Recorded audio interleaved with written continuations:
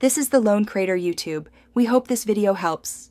You need a signed-in Apple ID and Wi-Fi before any backup works. First, open Settings and confirm your Apple ID at the top. If not signed in, do that now.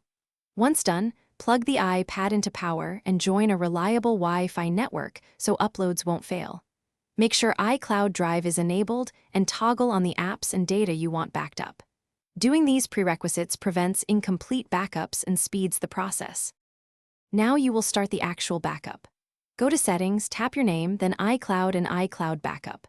Toggle iCloud Backup on if it is off, then tap Backup Now to begin an immediate upload.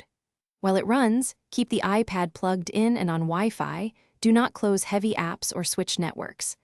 Monitor progress on the same screen. Once it completes, the timestamp for the last successful backup confirms the data is safely in iCloud. Finish by verifying the saved backup and resolving common failures. Open iCloud Manage Storage to confirm the backup size and timestamp. This shows what was uploaded. If the backup failed, free iCloud space or restart the iPad and try Backup Now again. Many issues clear after a reboot. Make sure your iPad runs the latest iPad OS and that you can receive two-factor codes for Apple ID. Lacking verification can block backup. Thanks for watching. Consider subscribing if we helped you.